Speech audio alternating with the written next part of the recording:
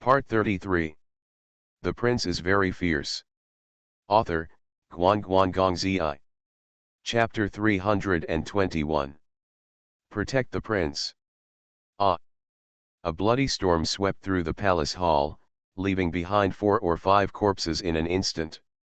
Many guests were so frightened by the horrific scene in front of them that they rolled and crawled back, with only horror in their eyes. The several corpses on the ground were all torn into pieces. Qi Kuahe and He Lian had died. The half of the body lying on the ground still had its eyes wide open, highlighting the confusion and disbelief when they were about to die. Counselor Chen Xian turned pale and retreated to Zhou Yizi, scolding him incoherently, but he didn't know how to stop the man in the hall who was striding forward with his long spear at an angle. Chen Xian knew very well that Qi Kuahe and He Lian were both famous masters in the northern Qi dynasty. Qi Kuahe was in charge of the royal boxing hall in the capital, and his position was equivalent to Zhang Xiang, the 10,000 massacre of the Criminal Investigation Department of Chang'an City. Together with Zhang Xiang, he was known as Nanjiang. Northern Qi, such a towering figure, could be cut in two in the blink of an eye, which is really shocking. After their accomplices were instantly killed, more than a dozen disciples had already figured out their differences and gathered around the throne as if facing a formidable enemy. Zhou Prince Zhongruo, who was sitting above, changed his expression slightly, stood up and grabbed the saber hanging at his waist. An old servant in servant clothes who had been pouring wine beside Prince Zhou took out an eyebrow-level stick from nowhere and placed it in front of Prince Zhou. His eyes were cautious and serious. "Send the prince down. It's too late." After Su Buling dealt with the 6 or 7 miscellaneous fish that rushed towards him, his clothes were still clean and bloodless, and he stopped 20 steps away from Zhang Nu with the dragon-patterned spear in hand. "I'll give you one last chance, otherwise next year I will live my whole life today." Zhang Ruo was surrounded by many disciples, and his eyes were obviously frightened and angry. However, as a prince of all lands, his courage and magnanimity were still there. After hearing the sound of armor rubbing against each other from outside, he said in a cold voice, "You can't run away today."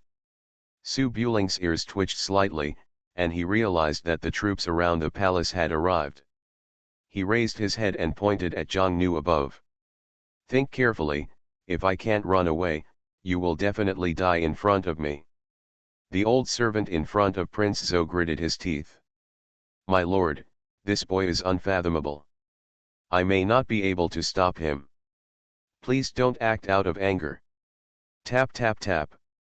The footsteps outside the hall are getting louder and louder, and you can already hear the sound of knives being unsheathed and crossbows being cocked. Su Buletinling's eyes turned cold and he took a step forward again. Zhang Ru gritted his teeth, raised his arm and threw the jade pendant in his hand over the heads of many dead soldiers. Bang! Loud noises followed. Su Buling rose up from the ground like a fierce dragon, raised his long spear in the air, and accurately passed through the lanyard of the jade pendant. He stepped hard on the corridor column with his boots, and the whole person flew to the dome of the hall, sweeping down with one sweep. A hole was opened directly in the dome. Wow! Broken wood and tiles fell like raindrops, and everyone in the hall hurriedly took cover. Angry shouts and sharp whistles of crossbow arrows were also heard outside the hall. Zhang Ruo looked at him with an angry expression on his face. "Chase, you want to see the person alive, you want to see the corpse if you die. Promise." The disciples in the hall hurriedly showed off their magical powers and jumped onto the roof. Together with many crossbowmen, they chased in the direction of Su Buling's escape. However, the gap between them was too big. By the time they rushed to the roof, Su Buling had already reached the outskirts of the palace. No corpses are left where they pass, and ordinary soldiers and armor cannot stop them. The large number of officers and soldiers and the noisy shouting in the palace had already alarmed the people outside. Bows and crossbows flew randomly on the streets and houses. The merchants and travelers fled in all directions. The camels and livestock were disturbed and knocked over the stalls on the roadside. Suddenly, there was a sudden explosion on the street. What a mess. 16 Reading. Zhongli Chuchu did not dare to run around. She stood under the eaves outside the restaurant and carefully observed the movement above the palace building. Soon she saw a man in white holding a long spear and rushing towards the outside of the city. Zhongli's green eyes were filled with fear. At this time, he did not dare to go over to join him, so he could only follow him from the side and run towards the outside of the city. Kill. Rustle rustle. Crossbow bolts rained down on the streets like locusts. Zhongli looked sideways while Chu Chu was running. Su Buletinling, who was fighting hard, seemed to be in a rain of arrows. He waved the longbow in his hand like the wind, quickly moved left and right to avoid it. At the same time, he conveniently snatched a hard bow from the hands of the officers and soldiers blocking him in front, and then he stopped behind the roof of a tall building, raised his hand to grab a few arrows that were shot over, and opened his bow like a full moon. Rustle rustle. Under the full moon, 3 feathered arrows flew upstream with a terrifying sound of breaking the wind, hitting the eyes of 3 officers and soldiers under their helmets. They immediately burst with blood and fell from the roof. Careful! The leading general suddenly threw himself on the ridge of the roof, and hundreds of archers in the rear also found hiding places and fired back with their bows. The arrows were like meteors. Su Buling stood on the building, took the arrows and opened the bow at such a speed that he could only hear a series of sounds of the arrows breaking through the air. He didn't bring an arrow pot, but he forcibly shot out the arrows. Not many of the best archers in the army were able to do so. A series of arrows hit the eyes and throats, making the armor covering the pursuers completely useless. In just a few breaths, more than 10 people lay down. Tap tap tap. On the street, the officers and soldiers of the brigade and the warriors trained by the royal palace also chased after him. Su Buling stopped shooting, pulled out the long spear from the roof, and flew out of the city again.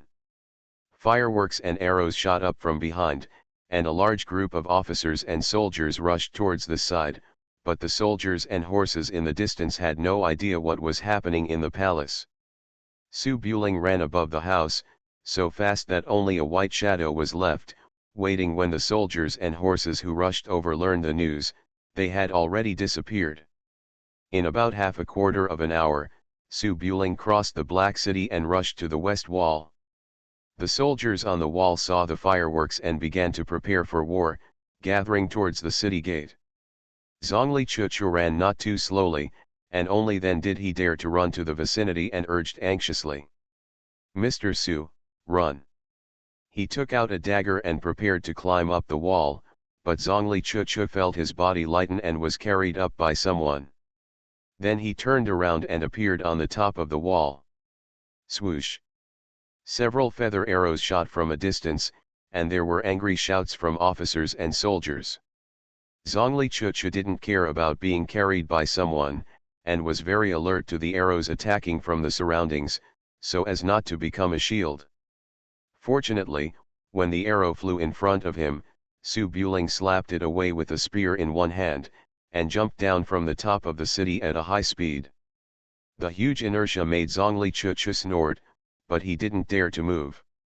Looking up, dozens of people jumped down from the rapidly expanding wall and chased after them.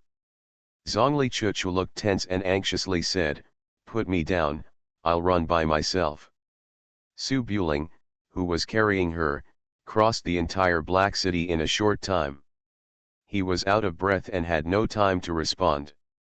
Because of the fast speed, the pursuers behind him were thrown away in an instant and entered the desert outside the city. The strong wind blew Zhongli Chuchu's hair and lifted her wide skirt, covering Su Buling's face, and was swept away by her hand. Zhongli Chuchu lay on Su Buling's shoulders backwards, feeling a chill on her back, and her buttocks seemed to be exposed, but she didn't care so much at this time. She just flushed and pressed the hem of her skirt back a little with her hand. Running too fast didn't work, and she could clearly feel the man's breath spraying on the side of her legs.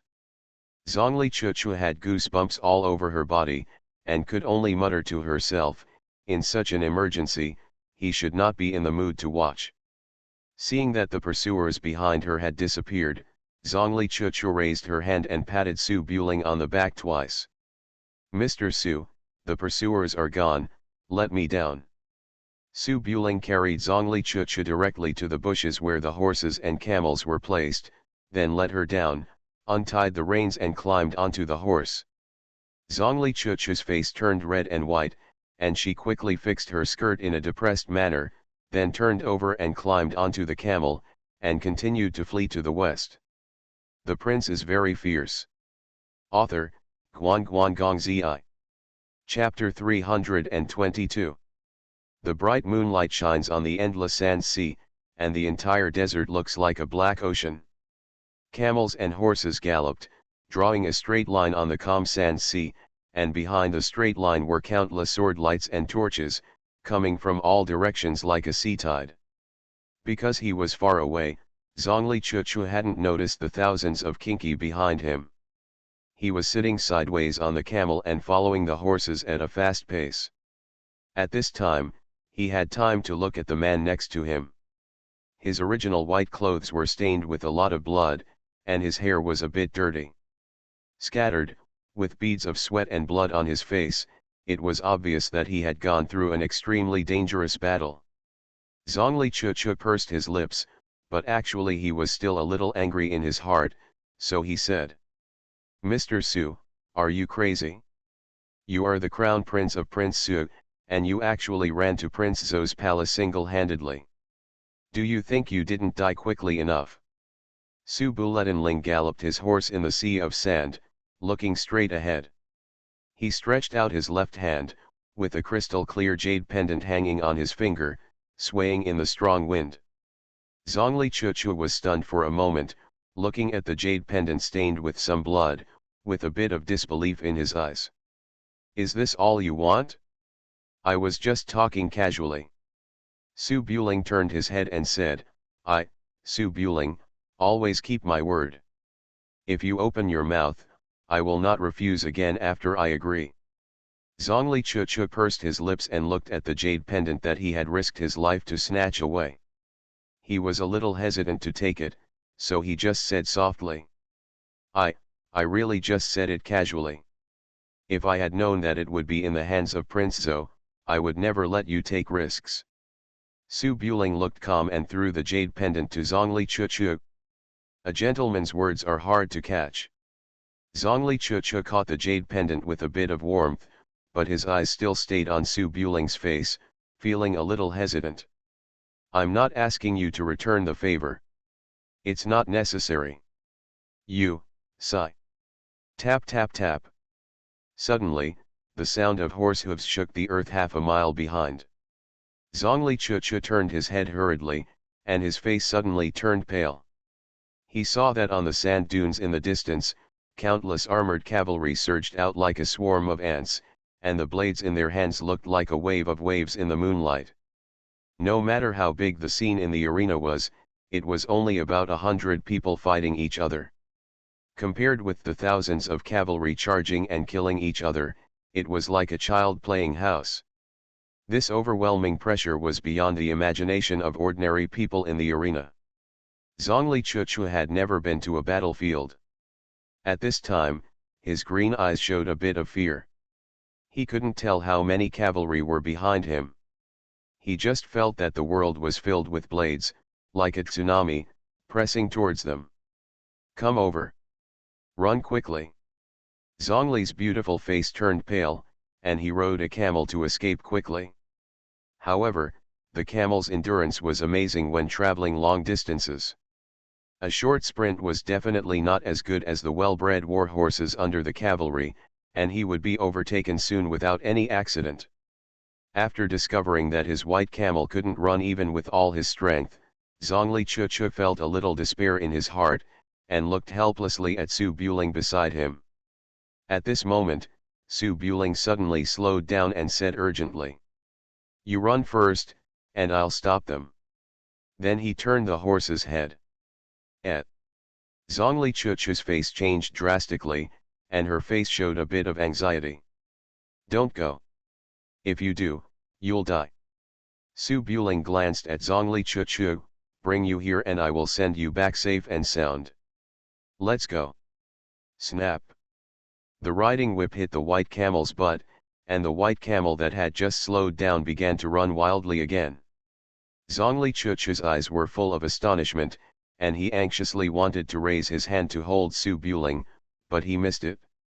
He watched helplessly as the man who had just fought bloody battle rushed towards countless blades again without hesitation in order to let her escape. No, come back. Zhongli Chuchu burst into tears in an instant. He wanted to hold the camel back like crazy, but the man turned around and glared. Let's go. You. Zhongli Chuchu sat on the bumpy camel and stared behind him. Unfortunately, in a blink of an eye, the figure had disappeared behind the sand dunes. You are stupid. Zhongli Chuchu couldn't bear it any longer, so she burst into tears, holding tightly the jade pendant she almost paid for with her life, sitting on the running camel at a loss. Other side. 3,000 Kinki under the command of Prince Zhou, holding torches, followed the vague footprints in the vast sea of sand to trace the whereabouts of the monster. The leader of the cavalry was a general from the main hall just now. His face was still pale at this time, and he had not recovered from the bloody purgatory. After fighting on the battlefield for many years, the generals never take the so-called Jianghuji in their eyes. No matter how good your martial arts skills are, no matter how powerful you are, if you encounter a group of soldiers, even if it is a miscellaneous army from the mainland, as long as you can shoot a bow and arrow, even gods can shoot it down for you. But that person just now cannot be considered a charlatan at all, that is, he is the living prince of hell. He cannot be stopped at close range, and cannot be shot at a distance. Now when he got out of the city and got on the horse was still 1 in 10,000, chasing the wind and snow. Only Prince Zhou has won in the entire Black City. The endless sea of sand is boundless. How can we chase these 3,000 idiots? What will happen if we catch up? As long as you can't surround them, you won't be able to watch them walk away. 100 Literature. But the prince of the Ziliang army broke into Prince Zhou's palace and almost took off Prince Zhou's head.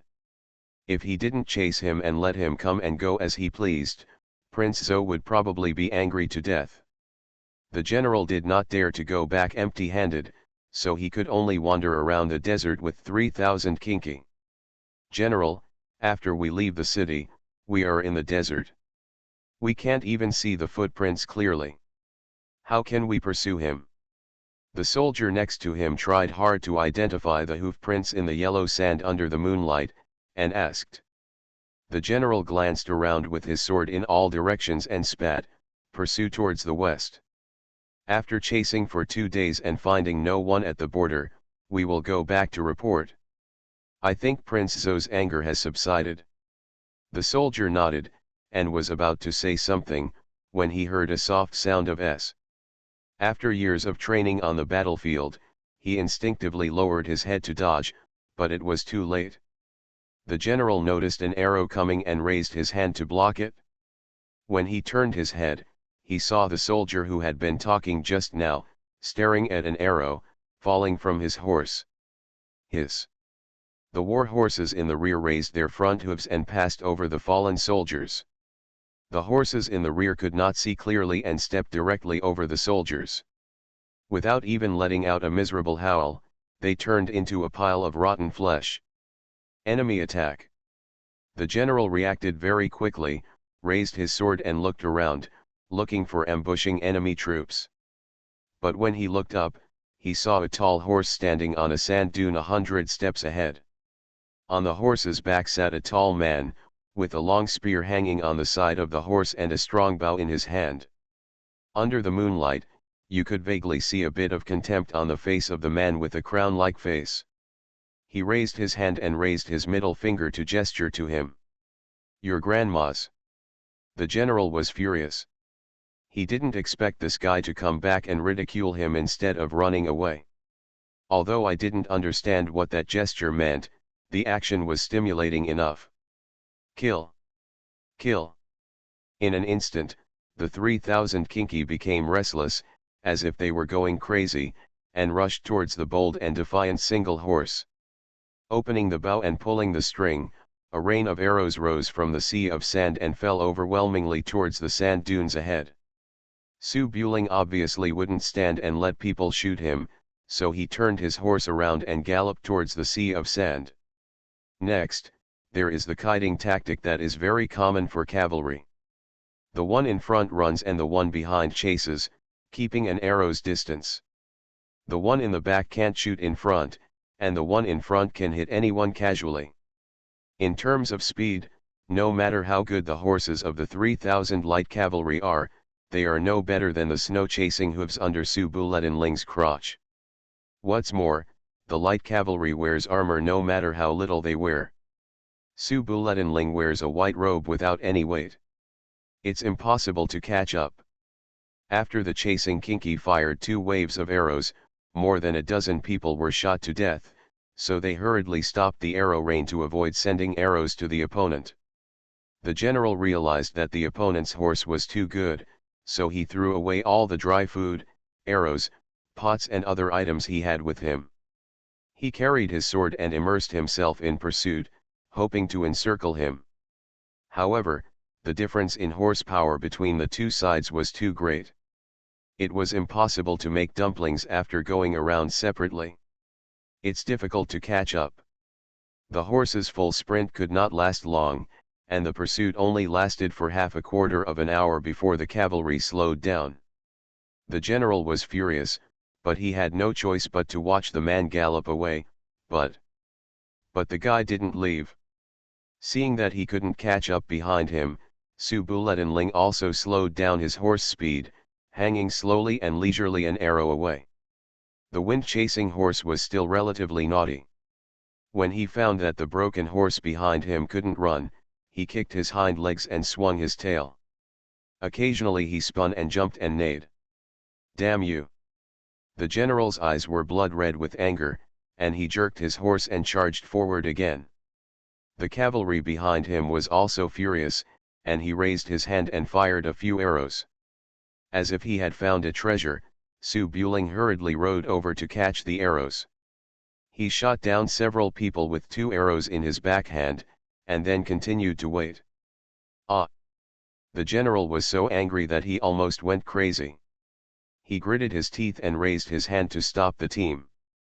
Seeing this, Su Buling also stopped his horse on the sand dune to make sure that no one was around him, and then rode his horse to swing in front of the 3,000 kinki.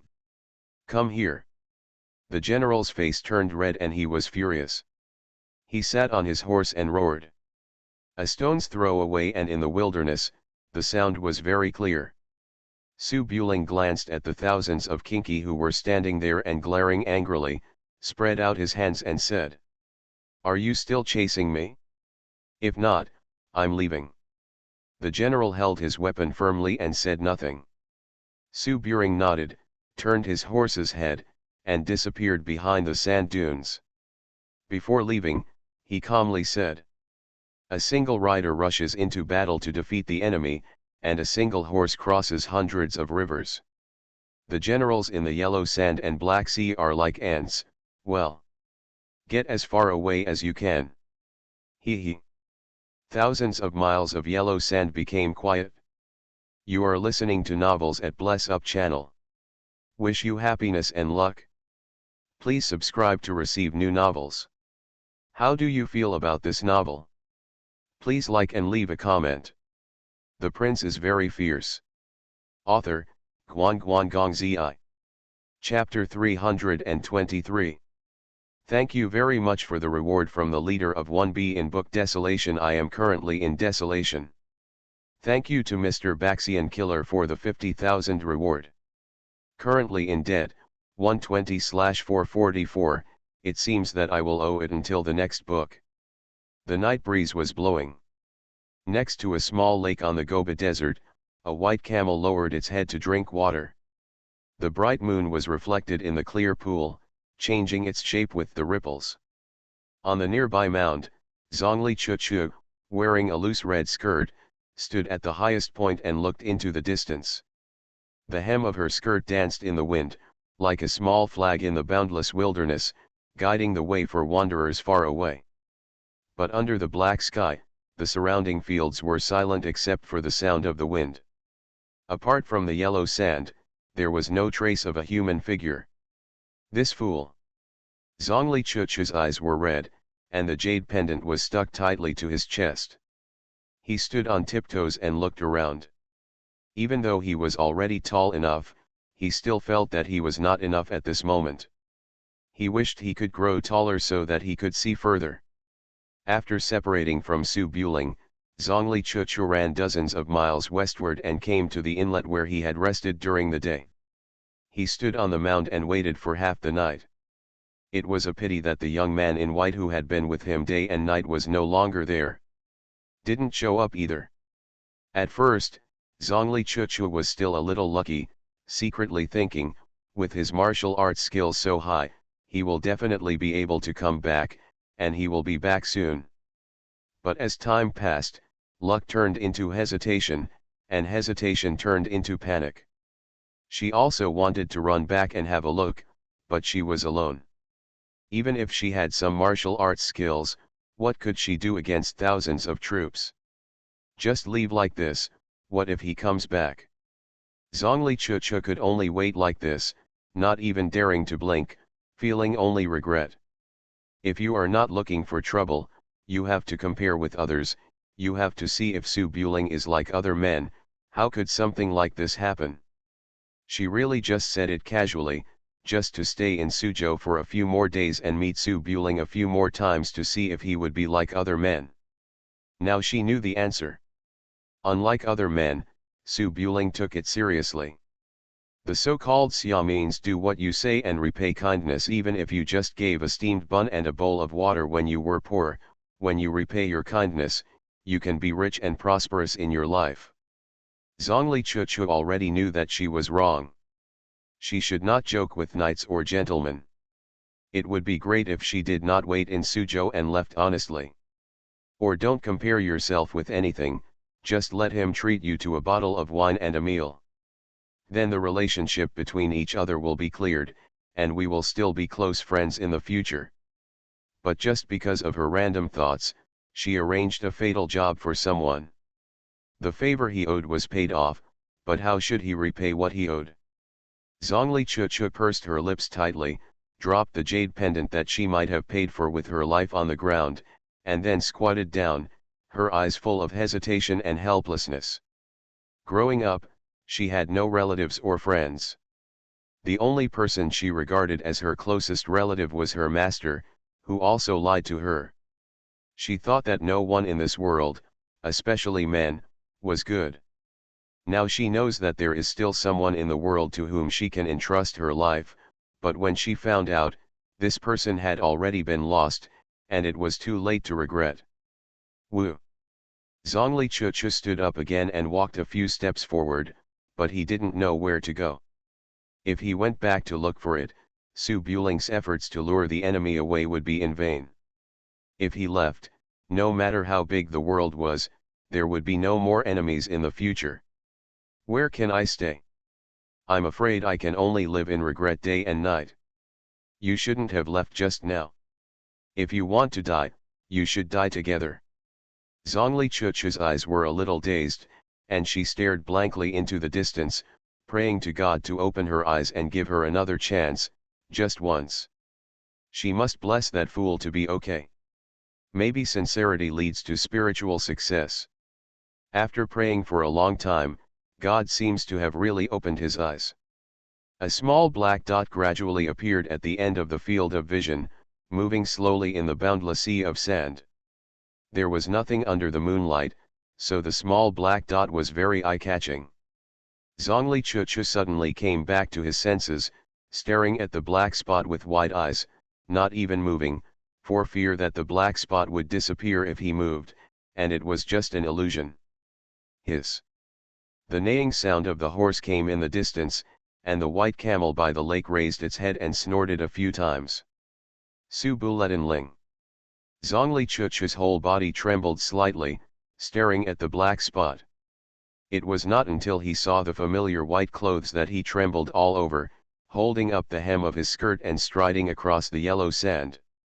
The yellow sand was very soft and I ran quickly. I failed to step on it several times and fell onto the sand pile. I stood up and continued running. Master Su, you. Her voice was incoherent, and her heartstrings were tense, fearing that what she would see if she ran towards him was just a dead man. On the other side of the yellow sand, Su Buling, who was drinking wine and eating dry food, saw Zhongli Chuchu and Chuchu running over like crazy women, and frowned inexplicably. Master Su, we have you. The pear blossoms are covered with rain, and they are miserable. Those green eyes are full of emotions. I don't know whether they are surprised or sad. It is sad to see them. Well. Su Buling blinked his eyes, thought for a moment, put away the wine gourd and dry food, and looked a bit lucky to have survived a desperate situation, so as not to let down Miss Chuchu's good intentions. Master Su. Chuchu, I'm fine. Woo. Zhongli Chuchu flew forward and found that Su Buling had not been shot into a hedgehog. His anxious heart was finally relieved. He pulled the chin of Su Buling's robe and said incoherently. I'm glad you're okay, are you crazy? Who told you to stop him, what if he died? Su Buling turned over and got off the horse, looking at Zhongli Chuchu, who was crying and breathing rapidly. The girl was so proactive, and it seemed wrong for a grown man like him to stand there stupidly. After thinking for a while, he smiled a little, raised his hand and wiped her face with his sleeve. I'm glad you're okay. Zhongli Chuchu was still trembling slightly, the fabric of her sleeve touched her cheek, with the warmth of the man's palm, she stared at the man in front of her blankly, and even forgot to reach out to stop him. The sand sea was silent, the moon was bright and the stars were sparse. The two stood on the sand dunes and looked at each other, and the flow of time seemed to slow down. Zhongli Chuchu looked at that handsome face, and for some reason her heart skipped a beat, and her chaotic thoughts were instantly swept away, her cheeks slowly became hot, but she didn't know why she was like this. Su Buling wiped his tears twice, then led the horse towards the lake. Let's go. Zhongli Chuchu was still stunned in the same place, until Su Buling walked more than 10 steps away. She finally came to her senses, raised her hand to touch her cheek, and quickly followed Su Buling. Today, thank you, sir, it's all my fault, I shouldn't joke with you. Su Buling led the horse and strolled leisurely. Don't joke, I have paid back the favor, do you want to deny it and take advantage of me? No. Zhongli Chuchu walked beside him, not knowing what to say, just shook her head and said. I want you to repay me, and it's just one sentence. You don't have to fight so hard. This time, I owe you a favor. Su Buling turned his head and laughed, it's not easy to repay a favor. I'm the Prince of Suwang. I don't lack power, money, and fame. What can you repay me? Zhongli Chuchu blinked and thought so. What men like is nothing more than power, money, fame, and beauty. Su Buling already has the first three, and the last one. Zhongli Chuchu paused and felt something was wrong. She secretly glanced at Su Buling. Her eyes were pure and flawless, without any evil thoughts. Zhongli Chuchu was busy secretly cursing herself, don't judge others by your own standards. Ordinary men like power, money, fame, and sex. Master Su must not take the word sex seriously, so he said that. He must not lack women. Well, I know some martial arts and many tricks in the martial arts world.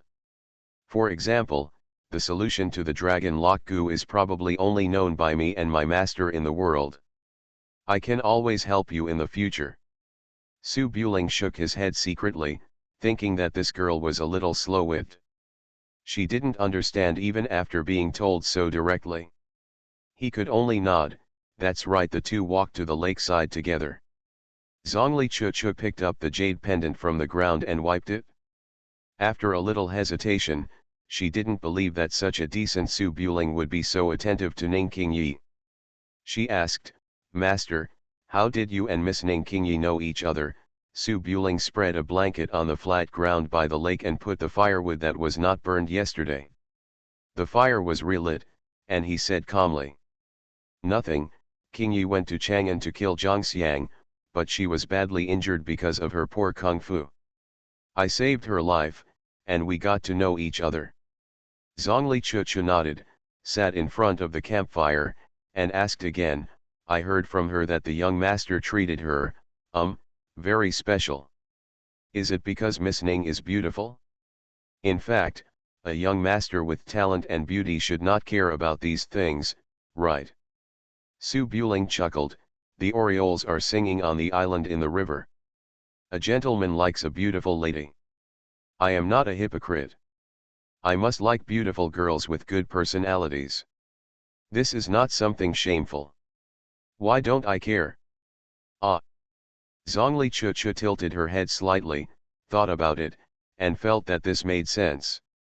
Hypocrites stay away from beauty, and real gentlemen are all acting from emotion and stopping at etiquette, but why don't you even have any emotion towards me?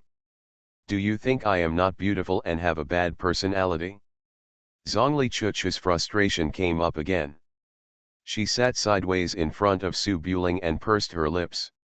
"Well, Miss Ning said that the young master was very proactive towards her, often asking about her well-being and showing her courtesy, just like those ordinary rich young masters. Is it true?"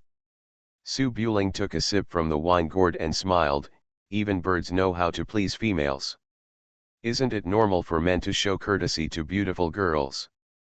Of course I know it's normal, so why don't you show courtesy to me?" This obviously couldn't be said.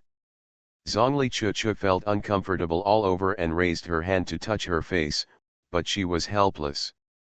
Thinking back, she suddenly remembered that when they were chatting, Su Buling was going to Jiangnan in a few days, and she was going back to Zhongyuan, so it was on the way. If he had any interest in her, he would probably ask her to stay with him. Zhongli Chuchu thought of this and smiled, "Anyway, thank you, sir. If it weren't for you, I wouldn't have been able to get the ice flower hibiscus pendant. The people in the martial arts world fought for these 4 jades. Well, I'm done with my work, and I may leave and return to Zhongyuan soon. People in the martial arts world should part ways in peace. I hope to see you again in the martial arts world in the future." Su Buling was with Aunt Lu and the baby, so he definitely didn't dare to put an exotic beauty with whom he had no confirmed relationship in the car, so he nodded. "See you in the martial arts world. Zhongli Chuchu, Sigma, *. Please give me some monthly tickets and recommendation tickets, thank you. The prince is very fierce." Author, Guan Guan Gong Zi. Chapter 324. After a commotion in the evening, the birthday banquet at Prince Zhou's mansion had already dispersed. Zhang Eryu, who celebrated his birthday today, was so angry that many generals and councillors remained silent. A curfew was imposed in the Black City, and the streets were searched by officers and soldiers. Looking for the enemy bandit that is impossible to find. In front of Wangfu Street, Chang Shijian and Wu Yu came back to the restaurant together after coming out of Prince Zhou's mansion. Wu Yu, who was wearing a Taoist robe, had a deep gloom on his brows. Xiao Dehua's father died at the hands of the wolf guards. Although it is natural for officials to kill thieves, blood feud must be avenged. The cause of the chaos in Renai Hall was the assassination of Su Buling. The news was leaked, and no one can blame him for his ideas, but Su Buling naturally had to be a part of this blood feud, but having just seen Su Buling's skills, the top 10 warriors in the world were no more than this. Returning to the restaurant, Wu Yu sat down at the wine table by the window. After a moment of silence, he put his personal grudges in his heart and looked at Chang Shijian opposite. Seeing that Chang Shijian kept pressing the hilt of his sword in silence, he lightly sighed softly. After Wu Yu escaped from Chang'an City, he took his brothers, wives, and daughters on a long journey to the south of the Yangtze River to seek refuge, and by the way, he found a suitable master for Xiao Dehua. While visiting around, I met Chang Shijian, who was walking around Jiangnan. Chang Shijian is a man from the Central Plains who works in dyeing tower. He has been recruiting talented people in the south of the Yangtze River all year round. As for the details of the dyeing tower, Wu Yu didn't know very well, but he could guess a little bit based on the name alone. 10 years ago, the imperial court launched the Iron Eagle hunting deer. Countless people in the world were destroyed and their families were killed in this catastrophe. Of course, there were also people who were lucky enough to escape the disaster. They were burdened with blood feud and tried every means to wait for the opportunity. The Fighting Eagle Tower appeared after Iron Eagle hunting deer.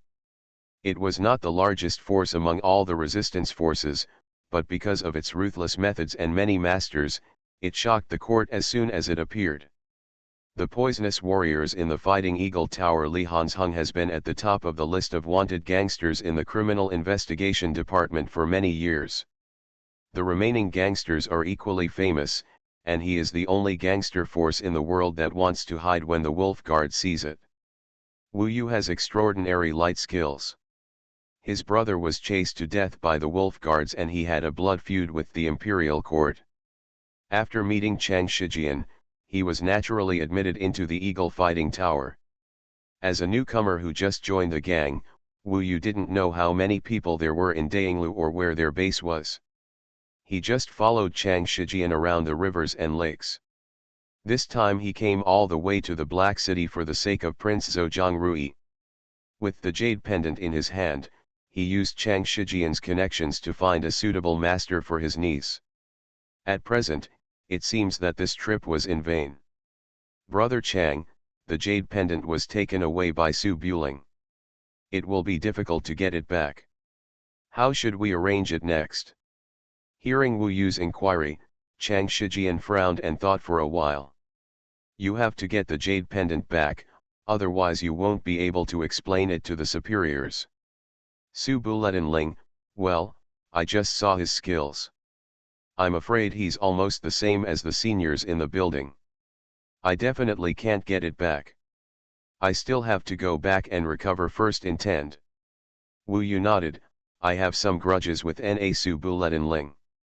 If it comes in handy, Brother Chang can just ask. Chang Shijian thought for a moment, there are so many masters under King Su, and Su Buling himself, we can't do anything about him for the time being. I can just go back and resume my life alone. You can send your little niece to the capital of Northern Qi first. If Zogong is willing, it's best if you don't want me to find another way for you. Wu Yu raised his hand to express his gratitude and thought for a while. Northern Qi's Zhou Qiuashi is indeed a strange person in our time, but he is far away from the enemy country in Mobei, which is really a bit far away. I'm afraid that little Dehua will not be used to the life on the grassland. I heard it is said that there is an old senior on Yuelu Mountain, but I don't know Brother Chang. Chang Shijian gently raised his hand. The old immortal from Yuelu Mountain has a weird temper. He doesn't know which side he is on. And he is always looking for people, and no one is looking for him.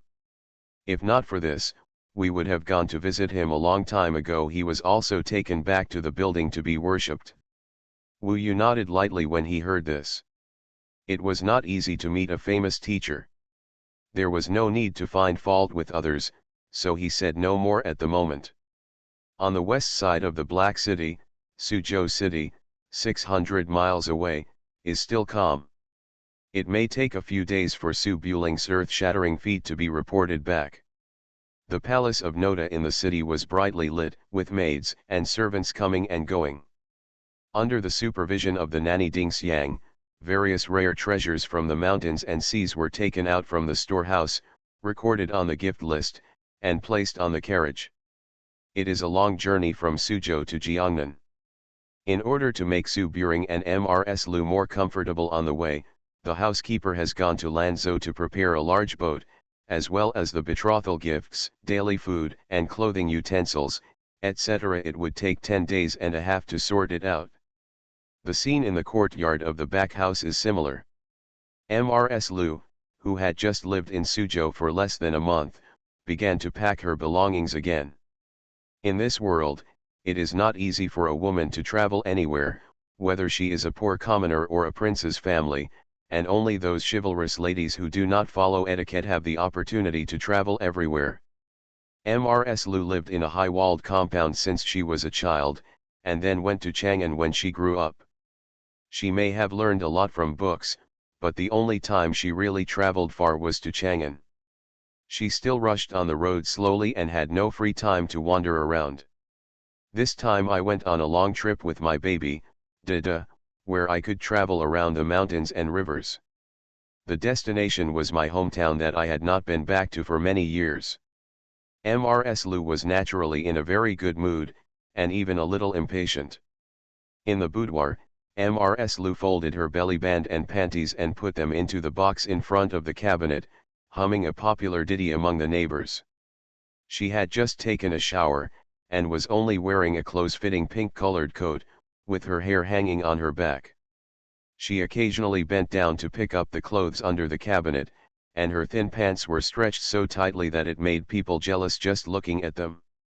Xiao Xiang'er didn't get up to clean up. She lay lazily on the soft couch, her eyes lingering on Mrs. Lu's lower waist, and she didn't know what she thought of. She lowered her head and looked at herself, and slightly put away the skirt around her waist and looked behind her. Then glanced at Mrs. Lu a few more times, and made a light cut sound. Mrs. Lu was packing her things politely, and when she heard Xiao Xiang'er's slightly mocking tone, she turned around. "Xiang'er, what's wrong?" Xiao Xiang'er shook her fan listlessly and said casually. "Hongluan, you will suffer a lot in the future." Mrs. Lu was naturally puzzled, frowned inexplicably, and turned around to continue packing her things. "What trouble? If I don't tell you, you will know when the time comes." Xiao Xiang'er looked like someone who had come before, sighed softly, and then looked elsewhere. Mrs. Lu folded the clothes and opened the cabinet next to her to continue packing. After thinking for a while, she asked softly, "Where has your child gone? I haven't seen anyone for several days, and there seems to be nothing serious going on in the palace. The prince is very fierce." Author, Guan Gongzi. Chapter 325. Xiao Xiang'er heard that Su Buring was a little dissatisfied, and snorted lightly, "I guess they are messing around with women outside. You, the aunt, don't even know about it." "How could I know? Your child just said that we were going out for a walk. We have been shopping for 4 or 5 days. Is anything going to happen?" "Can't die." Mrs. Lu turned around when she heard this. "Xiang'er, did your child make you angry? Why do you speak so unpleasantly?" Xiao Xiang'er narrowed her eyes slightly. She was not only angry, she wanted to bite that bastard to death. Su Buling wanted to go to Huainan to propose marriage to her sister, but she naturally refused to agree. As a result, the bastard became poisonous. Then he didn't let her get out of bed for 3 days and 3 nights. He used all means to coerce and induce her, making her unconscious. Then he agreed. She was unconvinced, and wanted to regret it after she woke up. But that bastard actually asked her to sign and stamp it while she was dizzy. What should she write? "My brother didn't force me. It was the baby who promised it. If he regrets it, he will take it with him foxtail shopping." When Xiao Xiang'er saw that ugly note, she had goosebumps all over her body. It was written in black and white with her own hand. She had no choice but to accept this secret loss, otherwise she might really let her take care of him because of how shameless that guy was. She wears a foxtail while shopping, but she is naturally unconvinced in her heart. Even if she doesn't scold her, it's a good thing, so she doesn't have the heart to say nice things. However, these secrets of the boudoir cannot be brought out, so Xiao Xiang'er snorted listlessly. "I saved his life, but he doesn't want to repay the favor. What's wrong with my harsh words?" Mrs. Lu smiled gently, "Your Majesty values friendship and will not treat you badly. If your sister really agrees to go to Jiangnan to propose marriage this time, you will be your sister-in-law. We are all part of the same family. How can we repay the favor? If my sister can agree, I will take his last name from now on." Xiao Xiang'er frowned lightly, shook her fan, and glanced sideways at the smiling Mrs. Lu. "And you know how to say good things to Su Buling all day long, and you want to be a matchmaker. You are the daughter-in-law of my Xiao family. If my sister really agrees, what do you call me?" Mrs. Lu sorted it out a little and said seriously, "Outside, you call me aunt, and I call you aunt. We all have our own affairs. Privately, we are all sisters. Why should we care about this?" Oh dash. Xiao Xiang'er had nothing to say.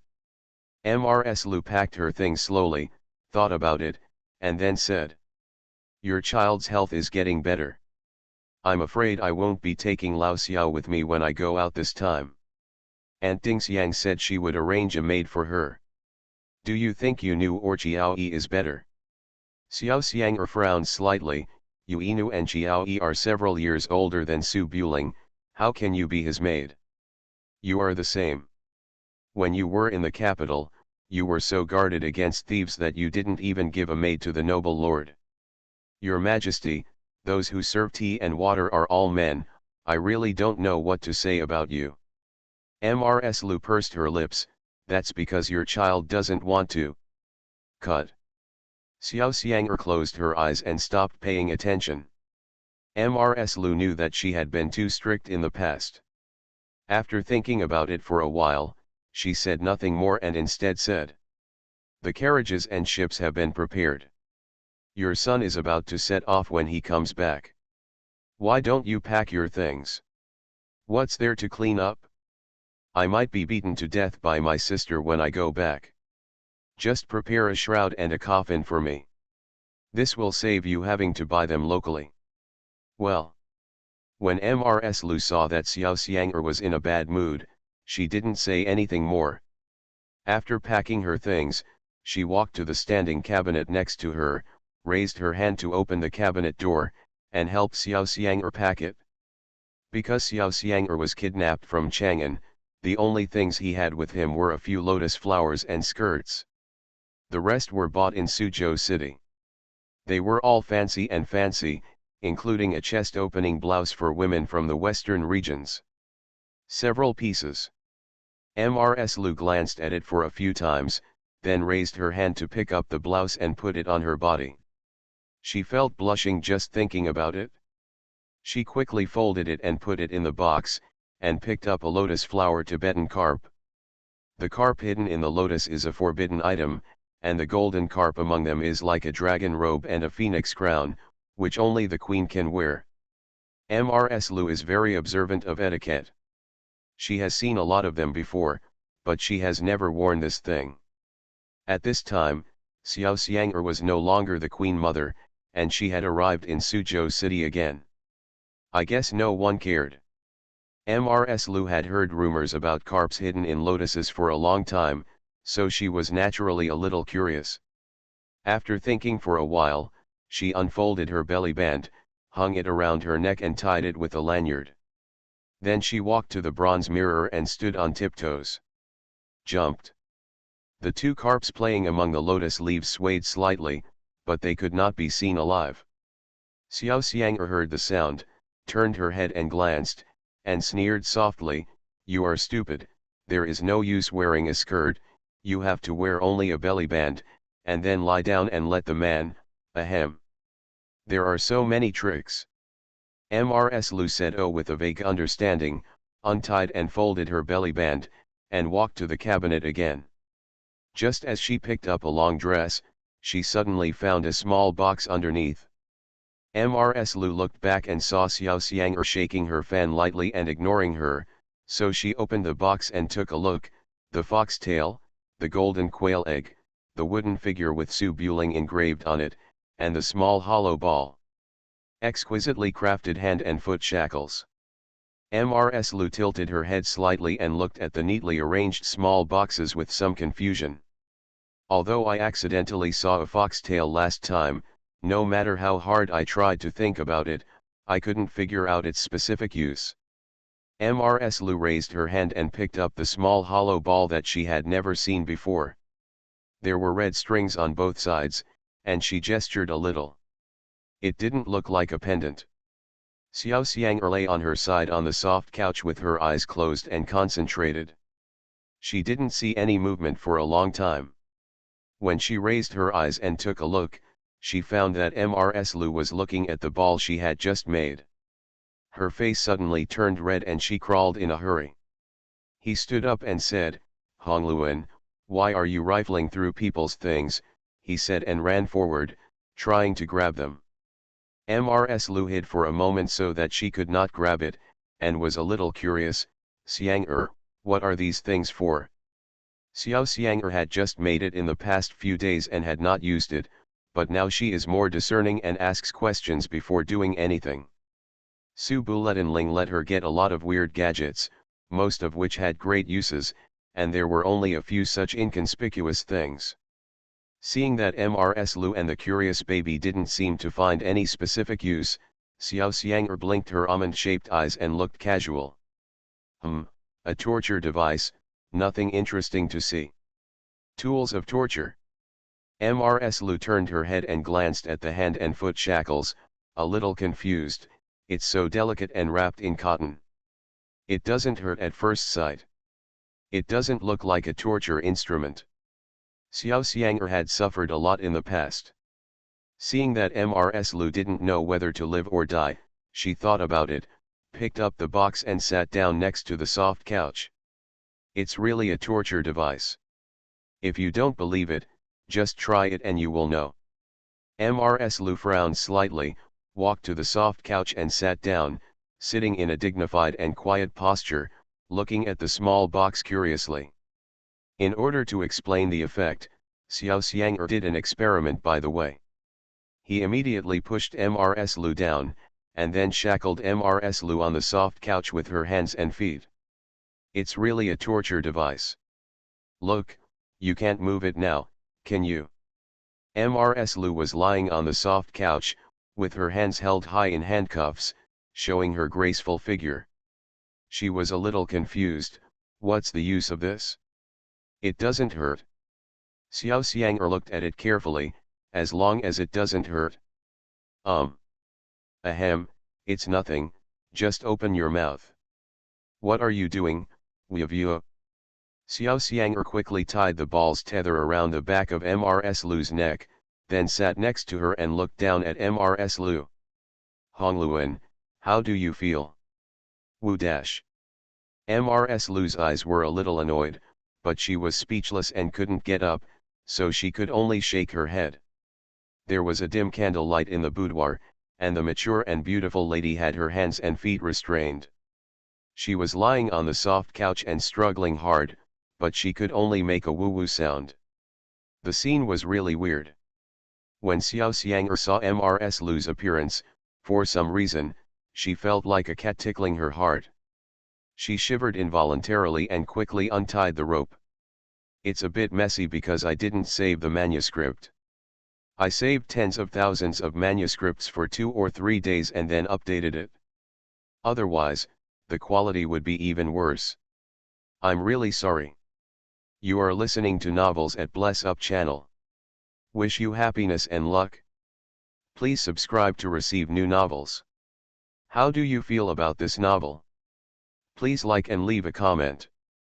The Prince is very fierce. Author, Guan Guan Gong Zi. Chapter 326. Jingle. The soft ringing of camel bells appeared again on the official road outside Suzhou City, and camels and horses breathed heavily under the scorching sun. Zhongli Chuchu, who was covered with the red gauze, kept her eyes on the man in white in front of her. She hesitated to speak, but she didn't know how to speak to this handsome and intelligent man. After 7 or 8 days of contact, most of the time was spent on the road, but my mood when I came back was completely different from when I left. Gentle and elegant, self-restraint and etiquette, honoring promises and keeping promises, responsible, courageous, good-looking, and martial arts. Zhongli Chuchu only felt that the already tall back seemed to be carrying the sky and the earth on its shoulders, so tall that it was beyond the reach of others. How could there be such a flawless man in the world? Zhongli Chuchu felt ashamed when she thought of how she had treated him as a secular man full of lust a few days ago. Such a pure and flawless man, I'm afraid he has never cared about the beauty of a woman. But how could he be interested in Ning Qingyi? Could it be that Ning Qingyi has a better personality than me? Thinking of this, Zhongli Chuchu suddenly realized where he had gone wrong. What he may like is not Ning Qingyi's beauty, but Ning Qingyi's calm personality. I seem to be too childish as those unruly and willful women in the market. How could I possibly attract his attention? Zhongli Chuchu sat sideways on the camel, with a bit of regret in her eyes. In fact, she was not that kind of unruly and willful woman. She also took things like appearance and money very lightly. She only did this stupid thing to fulfill her master's wish. It seems that he misunderstood the matter. Zhongli Chuchu has hated men since she was a child, and her brief contact was not enough to make her fall in love with this man, but now, she really wants to be friends and confidants with Su Buling. 1,000 pieces of gold are easy to come by, but a confidant is hard to find. It is not easy to meet a few compatible friends in a lifetime, not to mention that she has had no relatives or friends since she was a child, so she cherishes this hard-won friendship more than ordinary people. Just like when she was a child, she was afraid that her master would abandon her and go the same. If she could stay in contact for a longer period of time, she should be able to undo what happened a few days ago, but the words had already been spoken, and she had no reason to stay in Suzhou. Jingle. The horse's bell swayed slightly and stopped on the official road. Su Buling turned around, looked at Zhongli Chuchu, who was in a daze, and said with a smile, "I'm going to say goodbye. I don't know when we will meet again. Girl, take care of me." Zhongli Chuchu was a little anxious, but people in the Jianghu community must practice what they say, and capriciousness will inevitably make people look down on. She has no excuse to stay in Suzhou and hitchhike. She can't just find an excuse again. What if he believes it? Zhongli Chuchu hesitated for only a moment, but still showed the magnanimity that a Jianghu person should have, raised his hands and cupped his fists, and said crisply, "Goodbye, Jianghu." Su Buring smiled softly and raised his hands to clasp his fists. Zhongli glanced at Su Buling Chuchu, and without saying anything else, he turned the camel and walked along the official road towards the central plains at the end of the sky. Under the scorching sun, there were only a few merchants on the official road, and the crisp sound of camel bells could be heard far away. Zhongli Chuchu looked straight ahead, trying hard to behave like people from all walks of life could easily get together and disperse. He walked along the official road, biting his lower lip tightly, and secretly murmured, "Will he stay for a while? If so, what should he say? Only then can we go back naturally. Why haven't you said anything to persuade me to stay?" "Forget it." Zhongli walked a certain distance away from Chuchu, feeling that she should not be too sleazy, so she put down her face and went back to smile and ask, "Can I give you a lift?" So what? She was a girl, and Mr. Su was a grown man, so he would never look down on her for this. Then, Zhongli Chuchu took a deep breath, grabbed the camel, turned around and looked back with a smile. "Mr. Su, son, et." The official road was empty, and the handsome young man in white clothes like snow had disappeared to nowhere. Zhongli Chuchu's face froze, and then his green eyes were full of annoyance. He held his hands tightly and wanted to curse loudly. After holding it in for a long time, he still didn't curse, and turned into a mixed sentence. "Why are you running so fast? I only walked a few steps." The crosswind swept across the official road, leaving only a beautiful figure in red standing among the sea of sand. Zhongli Chuchu looked at the direction of Suzhou City, feeling confused and wanting to be angry and leaving like this, but he was a little hesitant. After all, the world is so big, and the next time he meets him, he may be 70 or 80 years old. But it's not right to just run back in such a dejected manner. It's okay to not be related to Su Buling, so what are you talking about when you run back? Ning King Yi. That's right. Zhongli thought for a moment and suddenly thought of Su Buling's confidant Ning King Yi. She and Ning King Yi were half friends, so it was natural for her to go to Ning King Yi. Su Buling was Ning King Yi's best friend, so she would definitely look for Ning King Yi when she went to the Central Plains, otherwise she would meet him again. After making up his mind, Zhongli Chuchu finally felt relieved, lightly kicked the white camel, and ran out quickly along the official road. Far away from the official road, Su Buling held the horse and poked half of his head out of the sand dune. He looked at the exotic beauty who hesitated many times and then left happily, then shook his head and smiled softly. Such a funny girl is really rare. It looks like we will meet her again soon after entering the world. July 23, August was already approaching in the blink of an eye, and the city of Suzhou became a bit more autumnal. The news that Su Buling went to celebrate the birthday of Prince Zhou had been passed to Suzhou City through the border army scouts. At this time, the tea houses and taverns in the streets and alleys were full of heated discussions, such as 7 in and 7 out of thousands of troops. The palace hall faced the 18 heroes of northern Qi.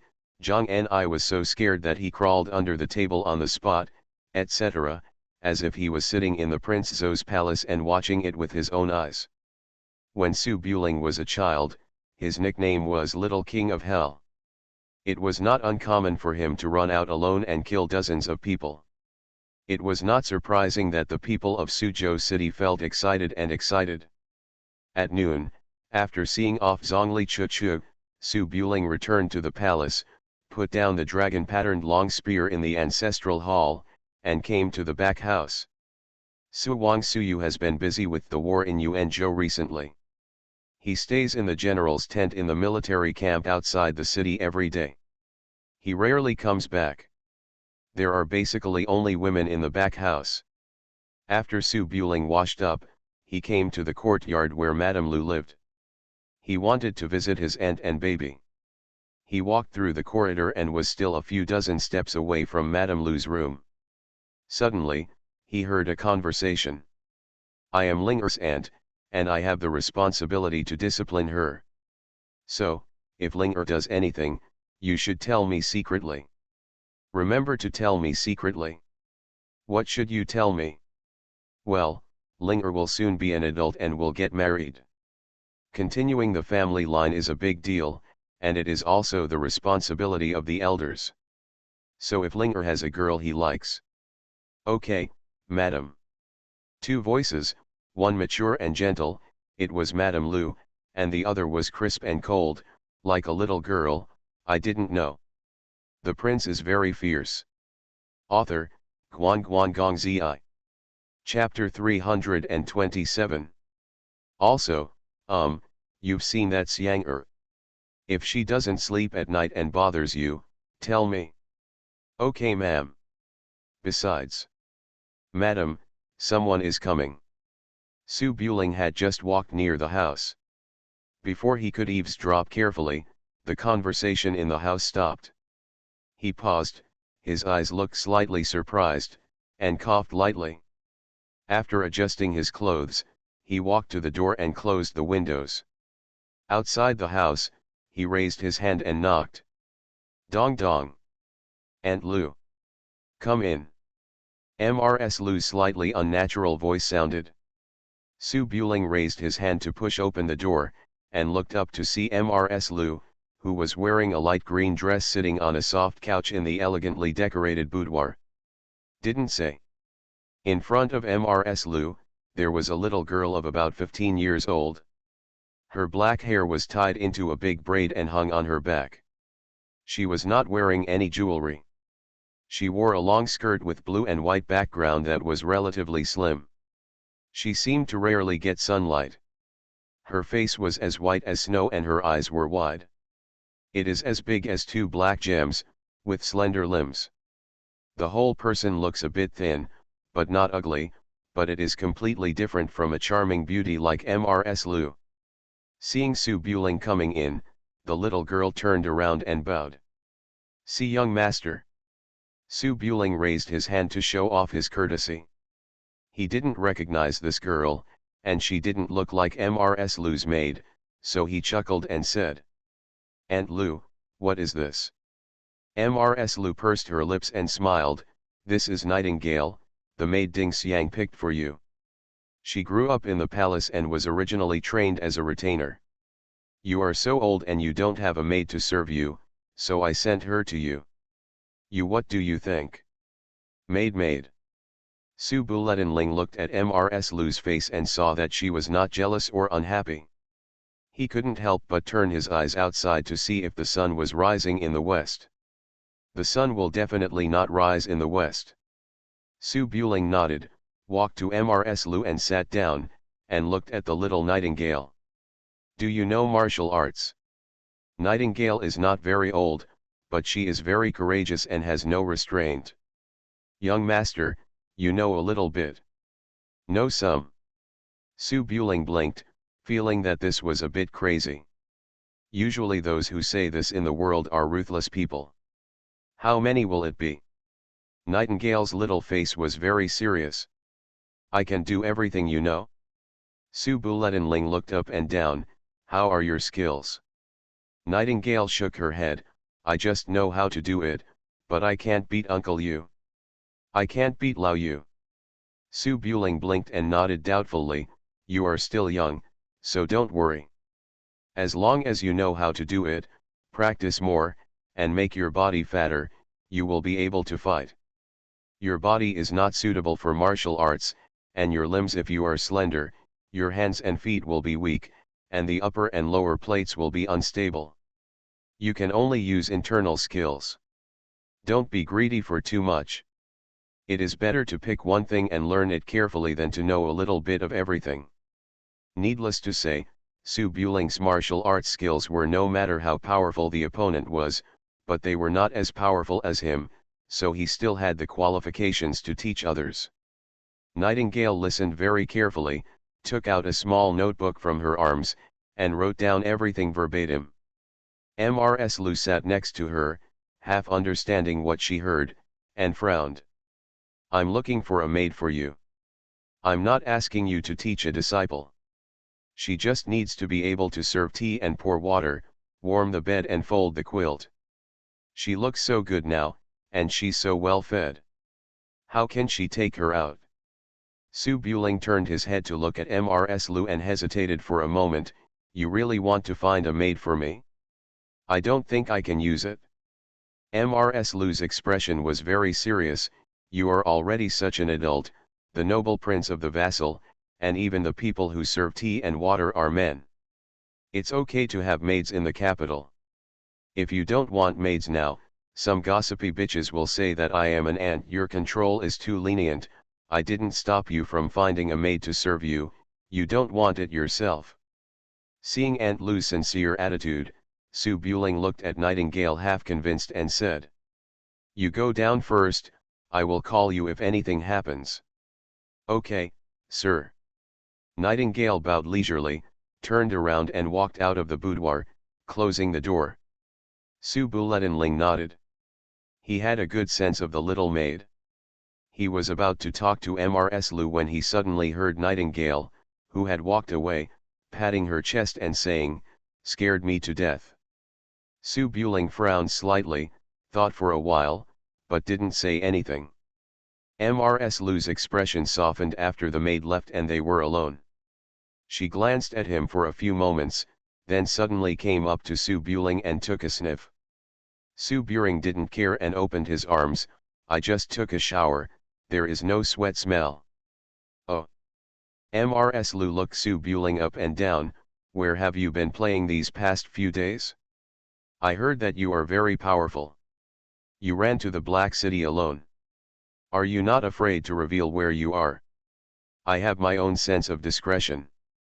I just went over to take a look. Su Buling raised his hand to scoop it up. As before, he picked up Mrs. Lu's legs and placed them on his lap, and began to knead them. Only this time, Mrs. Lu reacted more strongly. She quickly pulled her legs back and sat a little further away. You are a vassal prince, how can you serve others? If someone sees you, you have to make irresponsible remarks to me. Seeing this, Su Buling didn't force it. He raised his hand to pour a cup of tea and casually talked about the arrangements for the next few days. Mrs. Lu sat for a moment, and suddenly remembered what happened last time. She got up and ran to Xiao Xiang'er's cabinet, took out the small box inside, her eyes were full of suspicion, and she whispered. Xiang'er went shopping. I found this in the cabinet when I was packing my gifts a few days ago. When I asked her, she was vague and didn't tell the truth. As she spoke, Mrs. Lu opened the wooden box. Su Buling glanced at it and his expression froze slightly. How could he explain this? Aunt Lu, is this Xiang'er's?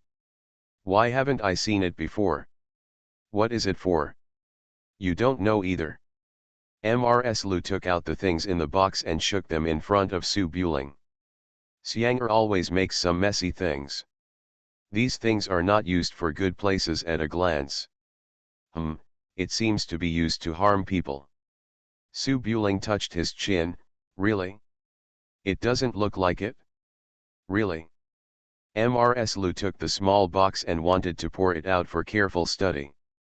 Su Buling looked helpless, raised his hand and said, Okay, Aunt Lu, this should be Xiang'er's personal belongings, it's not good to move around, I'll go ask Xiang'er later. Mrs. Lu thought about it and felt that it was true, so she stood up and put the box into the cabinet. I don't know where she learned these things. Xiang'er has been naughty and willful since she was a child. She looks dignified and generous, but she is actually not reliable at all. It's okay. What's good about it? Who would tinker with these useless things? Su Buling chuckled and didn't know how to respond. Thank you Dream Love for the reward. Chapter 28 has been blocked, and it will probably be released in a few days. The prince is very fierce.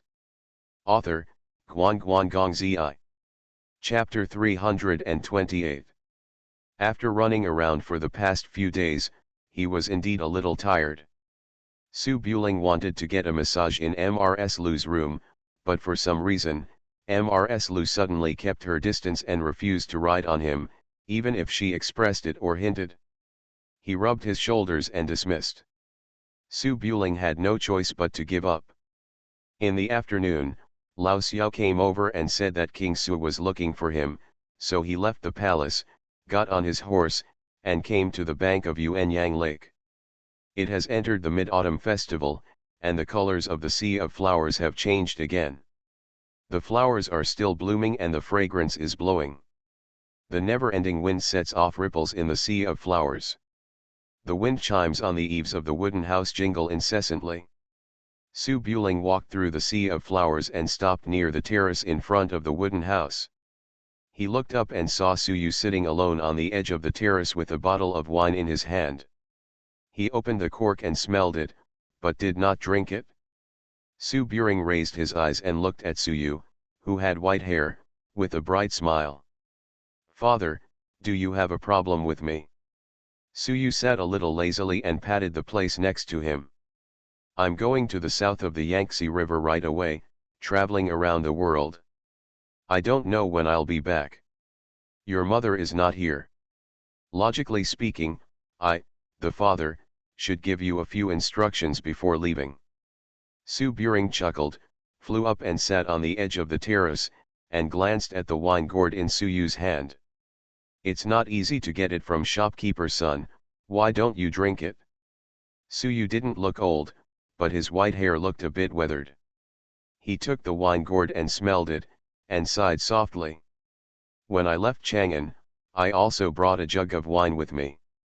On the day of my wedding to your mother, the two of us sat here and drank a glass of wine, it turned out that the wine was really good. From then on, What kind of wine did your mother and I drink? It all tastes boring. I have been thinking about when I will go to the capital again and ask Lao Sun for another bottle of wine. Now I have got the wine, but your mother can't drink it. No matter how good the wine is, there is no point in drinking it alone. Having said this, Suyu raised his hand and poured the hard-won wine from the wine gourd into the sea of flowers under the terrace. The cool wine sprinkled on the petals and soil, and soon seeped into the ground. Su Buling sat in front of him and sighed softly. He wanted to offer some words of advice, but he didn't know how to speak. Suyu kept looking at the sea of flowers, with deep sadness in his eyes. Back when the Iron Eagle was hunting deer, the Lu family of Donghai would rather break than bend to become the leading bird. That was my father-in-law, your grandpa, and I, the son-in-law, who stood on the side of the Lu family for personal reasons. But the Su family is full of loyal people, and my father will be his for life. All the merits are on me. How can I let my father bear the name of a rebellious minister and traitor after his death?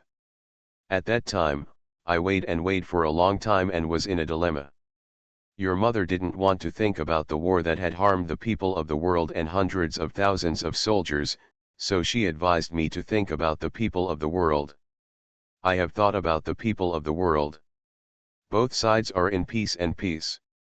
But your mother is gone, and you were jealous of the court because of your mercy, which almost killed you and also cost you your life. What is left of this merit and peace? Use. Su Buling thought for a while. Even if we raised troops at that time, it would be difficult to achieve anything, so we had to choose that. Suyu shook his head, was silent for a moment, looked in the direction of Chang'an. His eyes were slightly downcast. I originally regarded Songji as a brother, and I have never been unworthy of my loyalty to the Song family. But the court is not a river and lake, and there is no loyalty. The monarch and his ministers are as close as one family, and the ministers must rely on the monarch's power.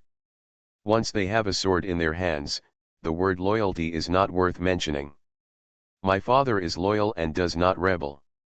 I may rebel. I am loyal and do not rebel. You may rebel in the future. If you don't rebel, your sons and grandchildren will rebel sooner or later. Even I don't know if future generations will covet that Zhonglong chair, not to mention the court opposite. On the other side of the court, if Emperor Xiaozong does not cut off the vassals, the former emperor will cut them off. If the former emperor does not cut off Songji, he will cut them off. Songji has not been cut off until the new king ascends to the throne. One day, this knife will be cut off. Sharing eternal wealth is just a matter of course. It's just empty words. Su Buling did not deny this, and thought carefully. Now the Holy Spirit has taken the sword, and there is only one layer of window paper left that has not been pierced. Whoever strikes first in this kind of thing will be the one to blame, and no one can achieve anything without taking advantage of the righteousness. Still have to wait for the opportunity. Suyu said what was in his heart for a moment. His face slowly calmed down. He put away the wine gourd and smiled. You are still young, and it is not your turn to worry about these things. Go out for a walk while you are young. Once you sit in my position, you will have no chance to spend time together and enjoy grudges. If you make a mistake, you will regret it. It's a lifetime. My father is in good health and has plenty of time. He. Suyu twirled a bunch of white hair and looked at it. That's true. Apart from your gray hair, your father and I have a really good physique.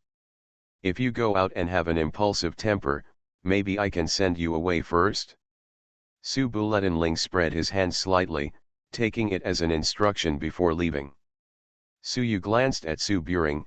Go and bring back some more daughters-in-law. I have only loved your mother in my life, so how could I have given birth to such a playboy like you? Su Buling coughed lightly, jumped off the terrace, leaned over and saluted, and then left the sea of flowers. After Su Buling left, the sea of flowers became empty again. Suyu sat alone on the terrace, looking in the direction of Yuanyang Lake. silent for a long time, muttering to himself. Sigh, if I marry a bunch of girls, you have to kill me. You should be very happy when your son marries a bunch of girls. They are all named Sue. You are being unreasonable. The breeze slowly blew through the sea of flowers, and the sound dissipated with the wind, and I don't know where it drifted to. Thousands of miles away, Wuodane, Chuland. As the Mid-Autumn Festival approaches, the hill where Changqing Temple is located shows some autumn colors. Many leaves have fallen in the closed Taoist temple. It has been uninhabited for most of the year, and the eaves of the Taoist temple are covered with spider webs. Tread. At dusk, the sound of horse hooves sounded on the mountain top above the sea of clouds. In front of the gate outside the Taoist temple, a big horse with dark red hair slowly walked up from the winding mountain road, stopped in front of the Taoist temple, and a woman got down from it. The tall woman wearing Miao clothing loosened her reins and stood outside the gate of the Grand View. After glancing at the copper lock on the door, she raised her spacious aqua blue sleeves, and a small sparrow flew out of the sleeves. Chirping, landed on the eaves of the Taoist temple, glanced at it for a few times, and then flew out again. Not here. The woman stretched out her green-white jade fingers to catch the little sparrow, and looked up at the small Taoist temple hidden in the world, with a bit of disappointment in her eyes. After thinking for a while, the woman took out the writing brush from the bag on the side of the horse, licked it on the tip of her tongue, and after a while, she wrote on the door of the Taoist temple. He, Pandeo misses you, why haven't you come back yet? Wuodame Chandayazai. After finishing writing, the woman looked at it with satisfaction, put away the brush, and led the big red horse slowly down the evergreen mountain. You are listening to Novels at Bless Up channel. Wish you happiness and luck. Please subscribe to receive new novels. How do you feel about this novel? Please like and leave a comment. The Prince is very fierce. Author, Guan Gong Zi. Chapter 329. It was night in the blink of an eye. On the Beishi Avenue outside the palace, Xiao Xiang'er was strolling with 2 bunches of candied haws in his hands, while Qiao Yi was carrying 2 large bags, which contained rare items collected from the market. They were a little unbearable. The heavy man followed behind and complained softly. Miss, we traveled thousands of miles to the south of the Yangtze River and spent most of the time on the boat. We should buy more delicious food. We will get tired of these things after a while. I have a whole room in the palace and I haven't seen you really much. Second rate. Xiao Xiang'er folded her hands on her waist. If it weren't for the 2 candied haws, her temperament would be no different from the previous dignified and majestic Queen Mother. When she heard Qiao Yi's words, she was a little dissatisfied. I just know how to eat. If you gain weight and become a maid, you will be despised. Originally, I was planning to let you serve Su Buling in the future. Ah! Qiao Yi's eyes lit up, and she suddenly became impatient. She ran forward carrying 2 large packages and looked anxious. Miss, how can this be done? I have served you for so many years and I can't bear to leave you. Yes, so after thinking about it, I might as well forget it and let the palace find a little girl with few ounces of meat for Su Buletinling. If you go over, Su Buletinling will definitely eat her up, huh? Qiao Yi, why don't you gone? A little tired, take a rest for a while. Xiao Xiang'er sighed helplessly, turned around and picked up a big package. Qiao Yi, don't worry, you are my maid. Even if I am not the Queen Mother now, miss, no one can bully you, especially Su Buling. While they were talking, Xiao Xiang'er suddenly saw Su Buling leaning under a willow tree beside Beishi Avenue, looking at her. Xiao Xiang'er's expression changed slightly and she subconsciously shut up, but after thinking about it, she felt something was wrong. She is Su Buling's savior. These words are the truth. There is nothing to be afraid of. What are you looking at?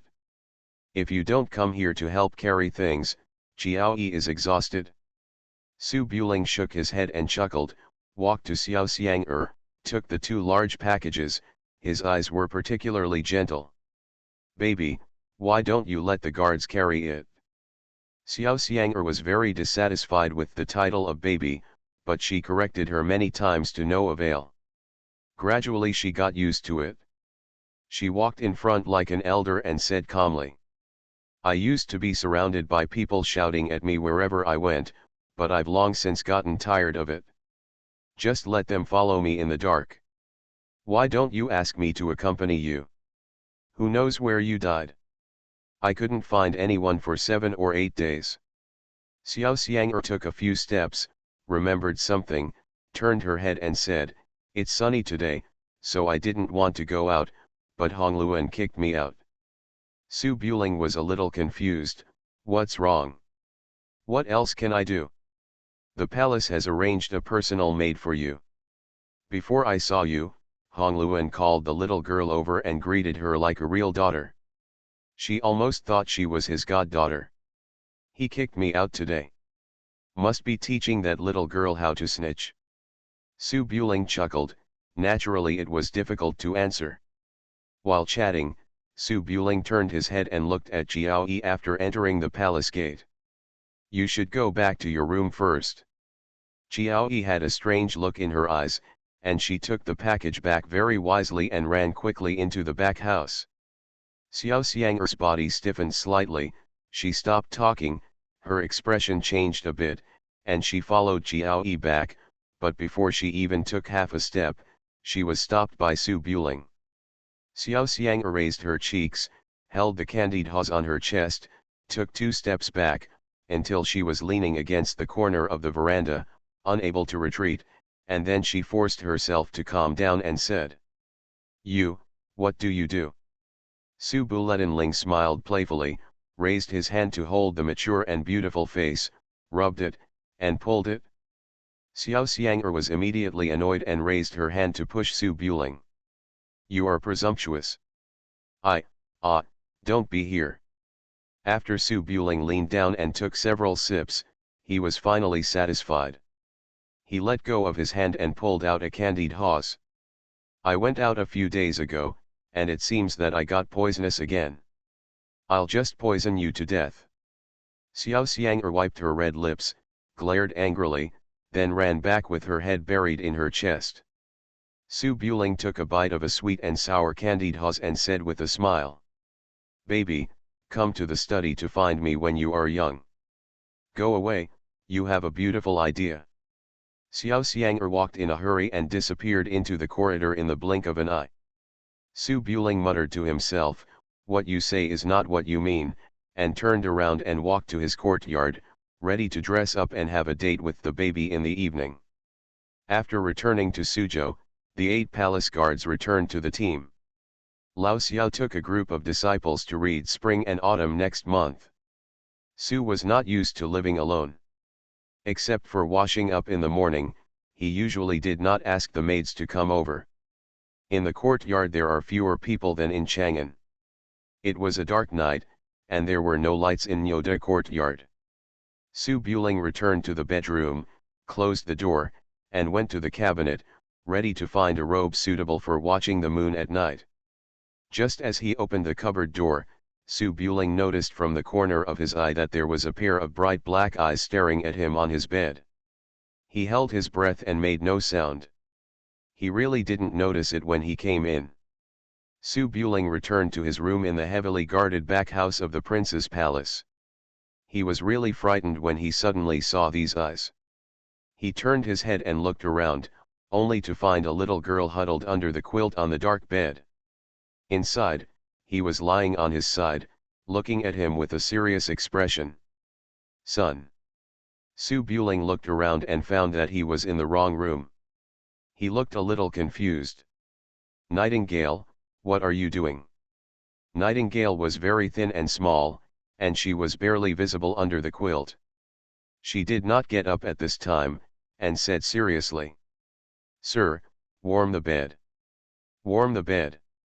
Su Buling closed the cabinet door and tilted his head to look out the window. It was the end of July. Although the temperature difference between day and night in Suzhou City was very large, it was still more than 10 degrees, and it was not time to cover the quilt at all. Su Buling walked to the bed in front of him and squatted, carefully looking at the girl with a melon seed face and full of spirit. "It's so warm, why are you warming the bed?" Nightingale's expression did not change at all, but Su Buling's ears and eyes were clear, and the room was quiet, and the sound of his heartbeat could not be concealed, thump thump, obviously still nervous. "Madame Dingxiang said that I will serve the young master in the future, just serving tea, warming the bed and folding the quilt. I have never been a maid, this should be correct, right?" "Yes, it is correct." Su Buling usually does not have any airs. After thinking about it, he dragged a small stool from the side and sat down, looking at the serious-looking girl. Madame Dingxiang sent him a beautiful maid now. Serving tea and water is secondary. The biggest role is to help manage the things in the back house after she is trained, so as to prevent the main room from being too strong. When the master is distressed about the concubine, it is difficult to ask for it. It is also convenient to have a maid in front of him to secretly show favoritism. Su Buling thought about it and asked, "Nightingale, what did you do before? The prince is very fierce." Author, Guan. Chapter 330. There was silence in the room. Nightingale lay on her side on the pillow and remained motionless. She met Su Buling's eyes and answered seriously without any timidity or restraint. "My parents are the servants of the palace. 10 years ago, when Tai Ying was hunting deer, they went out to do some business. I was born in the palace and was brought up by Grandma Dingxiang. I usually don't do anything, just read and read in the library. I practiced martial arts with my uncles. I met the young master when I was a child, and the martial arts secret books that the young master read were all found by me climbing up and down the library. The palace is very large, with thousands of people inside and outside, and hundreds of guests and families." Su Buling was stupid when he was a child. He must have been unable to remember everyone in the house, so he had no impression of this little girl. "How old are you this year?" 15. Su Buling nodded and chuckled, "I have nothing to serve. From now on, I will still study and read. Just tell me what books you want to read. If you don't understand, you can ask me. I've finished reading all the books in the library, so there's no need to read them." "Have you finished reading?" "In the library of the palace, there are not only martial arts secrets, but also various ancient books collected from the previous Qi dynasty when they broke Chang'an, and anecdotes found from various places since the last century. You won't just pick them out. Let's read the martial arts secrets." Nightingale smiled shyly, "I have lived in the library since I was a child. After my parents passed away, Aunt Dingxiang didn't arrange any work for me. She had nothing to do all day long, so she stayed in the library reading and finished all the books. To understand a book, just scanning it once is not enough. I have a photographic memory since I was a child. I can understand it after reading it once and thinking about it slowly." Su Buling was dubious and thought for a while. "A great virtue is not an official, a great way is not a weapon, what are the last two sentences?" Nightingale said without hesitation, "Great faith does not make an appointment, and great times do not come together." There was some appreciation in Su Buling's eyes, and he continued, "What are the formulas for the golden dragon closed mouth and 7-star palm in Qi Jiatong's back fist?" Nightingale still didn't hesitate at all. The golden dragon came out of the water with crazy power. It shook its head and tail and opened its mouth. It bullied the body to move forward like a wave, and the two things of yin and yang rushed to the center. The 7-star palm technique and gestures were mysterious. Attacking and retreating were not easy. Hands were arranged in flowers to hide changes. Looking left and right, up and down. What's the point? The tips of the front hands, the tips of the front feet, and the tip of the nose are in a straight line. The smoke locks the willows in the pond, and the second line is opposite. Nightingale was naturally troubled by this eternity. After thinking carefully for a long time, she reached out her hand from the quilt and scratched her hair, and gave Su Buling a weak look. Su Buling secretly breathed a sigh of relief and acted like an elder. There is no limit to learning, and there are endless books to read. At a young age, you must not be anxious or conceited. Oh! Nightingale said softly, "Sir, I don't know how to read couplets. I just memorize the things in the book. I don't understand most of them." Su Buring chuckled, "You're still young, don't be impatient. You'll understand naturally when you grow up." Nightingale nodded, glanced at Su Buling, and said slightly hesitantly, "Young master said during the day that I am not suitable for martial arts training, but uncle you said that I have good bones. Young master's martial arts skills are better than uncle you's. I think this is what young master said be more accurate." The words were polite, but the dissatisfaction was clearly audible. Su Buling thought for a while, reached into the quilt, took out Nightingale's hand, pinched the wrist and felt it, then let go, got up and walked to the end of the bed, holding Nightingale's feet and pinching them a few times. Nightingale's body is very slender, her ankles are white and delicate, and her feet are not as long as Su Buling's hand. They are as soft as bones when held in her hands, and the cold feeling is very good. Nightingale was lying on her side, her expression did not change at all, not even her muscles tensed, she just looked at Su Buling seriously. Su Buling held his foot and studied it carefully for 3/4 of an hour. It turned red before he said softly, "The bones are too slender. Martial arts force starts from the ground, exerts force from the toes, transfers the accumulated force layer by layer to the palm, and can break mountains and crack rocks with just one punch. It is difficult for slender bones to withstand huge force, and the strength is naturally limited. If it is too strong, it will inevitably be clumsy. The speed is naturally limited. You can learn Tai Chi, which is a four-liang movement, but you may injure yourself first if you step out and punch." After Su Buling finished speaking, he put his feet down, sat on the stool, kept his balance, and raised his palms. "Try punching me." Nightingale lifted the quilt, stood up in a close-fitting white coat, clenched her fists into a boxing stance, and said seriously, "Young master, do you really want me to hit you?" Su Buling looked at the skinny little girl and smiled. Bang. As soon as he finished speaking, there was a loud noise in the quiet bedroom. The round stool Su Buletinling sat on was instantly shattered, and he slid out for more than 10 steps before stopping. Several guards in the back house were shocked and jumped onto the roof to check. Nightingale put away her fists and stood up straight, shaking her aching wrist. "Sir, how are you?" Su Buring still maintained his sitting posture. Although he slid out for more than 10 steps, his body did not sway at all. He stood up and looked at his numb palms. "It's quite strong, and the bones are really good, but this mountain climbing and exploring horse move should be used sparingly in the future. I'll hit my arm a few times and it will be useless."